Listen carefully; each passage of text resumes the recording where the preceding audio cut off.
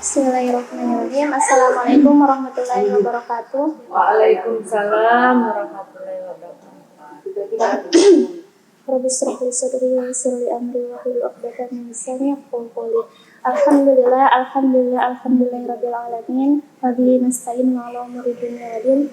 Wassalatu wassalamu asrofil anbiya'i wal mursalin sayyidina wa maulana Muhammadin wa ala alihi wa sahbihi ajma'in amma ba'd. Alhamdulillah karena kesempatan yang telah Allah berikan kepada kita semua, kita bisa sama-sama berkumpul di tempat yang penuh barokah ini, yang insya Allah dirahmati Allah Subhanahu Wa Taala, yang insya Allah kajian kita pada malam hari ini karena kajian ilmu, insya Allah dihadiri para malaikat.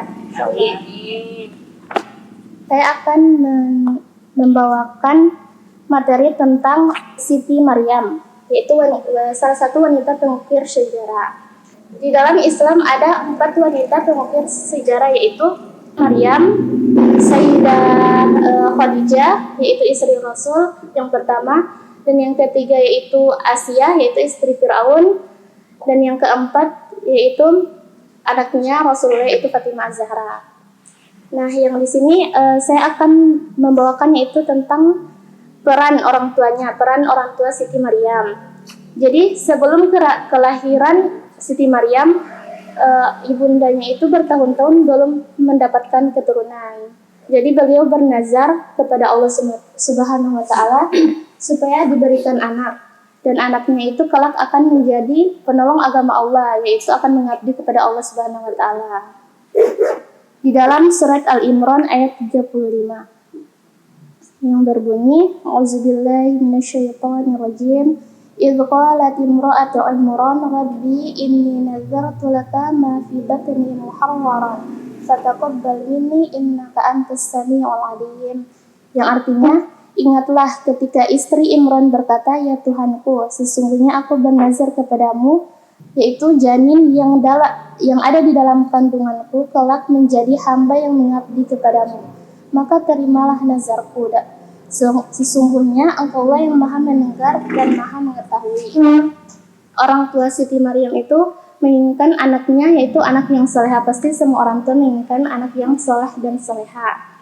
Masih di dalam kandungan pun beliau sudah bernazar kepada Allah bahwa kelak anak ini akan menjadi penolong agama Allah, akan menjadi wanita pengukir sejarah. Dan yang kedua yaitu memberikan nama yang baik kepada anak. Dalam surat Al-Imran ayat 36. Maka ketika melahirkan dia berkata, ya Tuhanku, aku telah melahirkan anak perempuan. Padahal Allah telah tahu apa yang dia lahirkan, dan laki-laki tidak sama dengan perempuan. Dan aku memberinya nama Maryam, yaitu Samaituha Maryam. Dan aku mohon perlindunganmu untuknya dan anak cucunya dari gangguan setan yang terkutuk. Jadi ibunya Hana memberikan namanya dengan nama Maryam, karena nama itu adalah doa. Beliau selalu berdoa, apalagi orang tua perempuan itu sangat mustajab, pasti akan dikabulkan. Jadi ada cerita ketika anaknya itu masih kecil, bakas saya pica vas bunga. Nah, anak DP mama bilang lantaran nafsu karena vas bunga mahal, jadi mama bilang dengan kata-kata yang kasar, anak ini nauzubillah min zalik sama dengan vas bunga yang remuk itu. Nah, bertahun-tahun DP anak itu jadi basar, jadi bakar bangunan. Nauzubillah min zalik, dan wallahu alam qadarullah, beliau jatuh dari bangunan dan kepalanya itu terbentuk memang remuk Sampai pas bunga. Jadi kemudian mendoakan setiap saat. Seorang ibu yang selalu mengucapkan kata-kata yang baik. Nah, perkataan ibu itu adalah doa. Maka harus sebagai ibu tuh harus memperhatikan apa yang keluar dari lisan. Karena itu adalah jadi ajaran untuk anak. Jadi karena anak itu setiap saat, setiap waktu dibesarkan oleh seorang ibu dibandingkan seorang ayah. Karena ayah kan bekerja di luar. Jadi apa yang ada di lingkungannya, apalagi 0 sampai 5 sampai 6 tahun, itu adalah proses pembentukan karakter anak. Kalau anak itu meniru apa yang dia lihat, apa yang dia dengar, itu yang akan dia tiru. Jadi misalkan kalau anak itu mendengarkan kata-kata yang tidak baik, misalkan memakai atau melihat hal-hal yang buruk, misalnya kalau sekarang itu gadget, YouTube. Jadi kalau tidak diawasi orang tua itu hati-hati.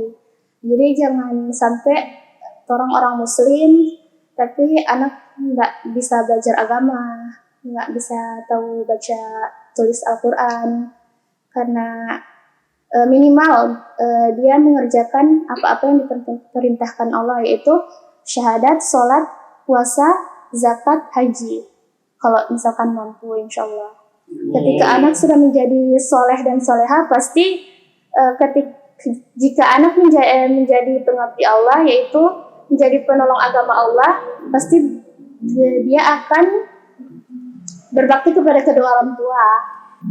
Kemudian memberikan pengasuhan yang terbaik, yaitu di dalam surat Al-Imran ayat 37 yang berbunyi, yang artinya, maka dia Allah menerimanya dengan penerimaan yang baik. Maka jadi dengan doa ibunya Hana, doa ibunya Siti Maryam, beliau menjadi anak yang soleha, menjadi anak yang berbakti kepada orang tuanya, berbakti kepada Allah Subhanahu wa Ta'ala yang pastinya, karena doa ibunya. Maka dia Allah menerimanya dengan penerimaan yang baik dan membesarkannya, mensucikannya dengan pertumbuhan yang baik dan menyerahkan pemeliharaannya kepada Zakaria. Jadi di sini tentang memberikan guru yang baik kepada anak. Jadi Maryam itu dibesarkan oleh Nabi Zakaria. Jadi beliau besar di lingkungan yang baik, yaitu Nabi, lingkungan keluarga Nabi. Kemudian memberikan makanan yang baik. Ketika pada suatu waktu, ketika Nabi Zakaria masuk ke dalam mihrab Siti Maryam, beliau melihat di dalam mihrab Siti Maryam yaitu makanan. Kemudian Nabi Zakaria bertanya, "Ya Maryam, kenapa ada makanan di dalam sini?" Padahal Maryam tidak pernah keluar dari mihrab, tidak pernah keluar dari Baitul Maqdis. Maryam menjawab, "Sesungguhnya makanan ini adalah dari Allah Subhanahu wa Ta'ala." Jadi beliau pun makanannya dijaga dan langsung dari Allah Subhanahu wa Ta'ala. Kalau misalkan anak Suza pernah bilang, yang paling berpengaruh pada anak pada saat belajar ilmu itu, salah satunya itu makanan yang dia masukkan dalam dirinya. Karena kalau misalkan itu halal atau tidak halal, itu akan berdampak pada pembelajaran anak. Kalau misalkan itu haram, mohon maaf, itu akan berdampak pada pembelajaran anak di sekolah. Misalkan susah menghafal, itu, atau nakal, atau segala macam. Itu karena makanan. Jadi memberikan makanan yang halalan thayyiban. Kemudian keutamaan Siti Maryam yaitu beliau menjadi seorang wanita yang dipuji Allah, dipuji di langit, dipuji di bumi, sampai beliau meninggal pun sampai sekarang ini kita juga mengenal beliau. Karena yang kedua itu menjadi wanita yang ahli surga, bahkan dinobatkan sebagai wanita pengukir sejarah yang diistimewakan, diangkat derajatnya. Karena kenapa beliau bisa menjadi wanita yang soleha? Salah satunya itu yaitu adalah doa ibunya dan dibesarkan dengan lingkungan yang baik. Kemudian beliau lahir dari orang tua yang soleh dan soleha. Kalau kata Umar bin Khattab, carilah istri yang baik, memberikan nama yang baik kepada anak, dan mengajarkan Al-Quran kepada anak. Kalau misalkan orang tak bisa dan masih terbatas tentang ilmu agama, maka carilah guru yang terbaik untuk anak. Kemudian tidak diganggu oleh syaitan ketika lahir, karena beliau sudah dijaga sejak dari kandungan dan setelah beliau lahir dan menjadi besar. Kemudian wanita yang benar di hadapan Allah. Kemudian rela berkorban dan sabar.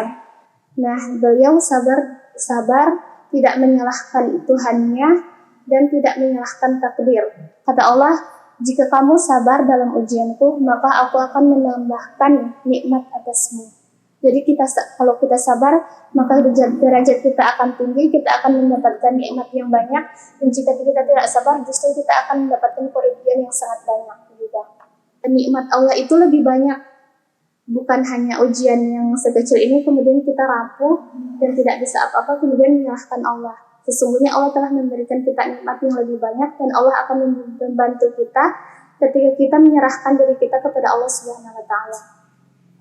Semoga kita bisa mengambil ibrah dari cerita ini, menjadi ibu yang baik, menjadi ibu yang solehah, memberikan pengajaran yang terbaik untuk anak kita, semampu kita. Insya Allah itu akan menjadi keberkahan buat kita sendiri. Asalkan niat kita itu karena Allah Subhanahu wa Ta'ala. Mungkin itu saja yang bisa saya sampaikan. Lebih dan kurangnya saya mohon maaf. Barakallahu fikunna, wabillahi taufiq wal hidayah. Wassalamualaikum warahmatullahi wabarakatuh. Waalaikumsalam warahmatullahi wabarakatuh.